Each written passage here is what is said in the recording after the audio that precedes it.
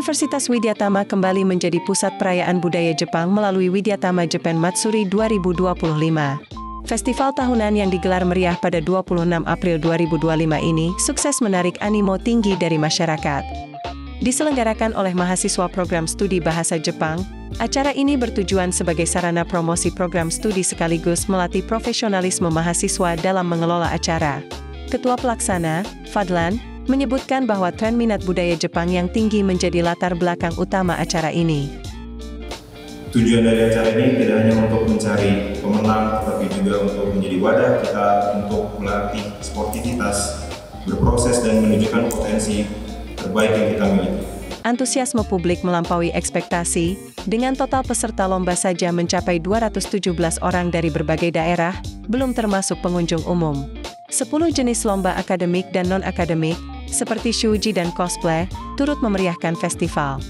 Widyatama Japan Matsuri tidak hanya menjadi wadah ekspresi budaya, tetapi juga bukti nyata pengembangan kompetensi dan ajang unjuk kreativitas bagi generasi muda. Nama lengkap saya itu Nuril Asif Fadlan. Saya dari Prodi Bahasa Jepang S1. Saya di sini sebagai Ketua Pelaksana Widyatama Japan Matsuri 2025. Widyatama Japan Matsuri itu tuh sebuah acara tahunan dari Prodi Bahasa Jepang Universitas Widyatama. Yang diselenggarakan itu isinya tuh ada lomba, ada performer, ada lain-lainnya, seperti ada tenan, ada promosi dari marketing dan lain-lainnya.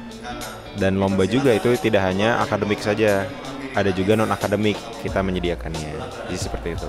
Latar belakang acara ini tuh karena yang pertama ya, saya mungkin bisa bilang seperti kita promosi Prodi Bahasa Jepang Widyatama.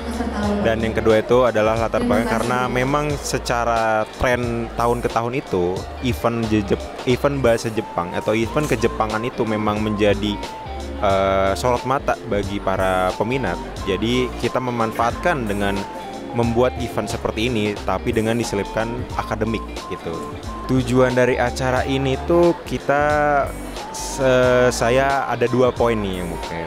Untuk internalnya, untuk dalamnya, untuk mahasiswanya itu untuk melatih keprofesionalitas, kepanitiaan dan kerjasamanya mereka. Karena dalam kepanitiaan ini kita belajar untuk bekerja sama, mengerti satu sama lain, bagaimana kita untuk cara berprofesional, hospitality juga kita belajar, cara kita negosiasi dengan pihak luar itu seperti apa gitu.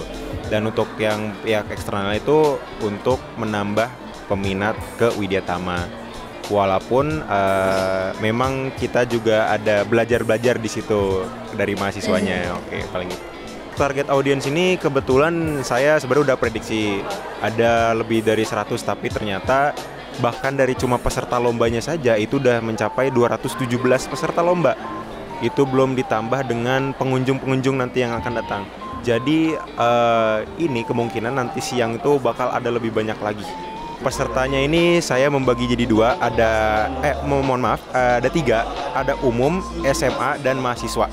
Nah, untuk umum ini itu bisa dari mana aja, dan saya dapat laporan itu memang ada dari Cirebon, dari Karawang, dari Cikarang, dan untuk SMA tuh yang paling jauh tuh ada dari Blitar.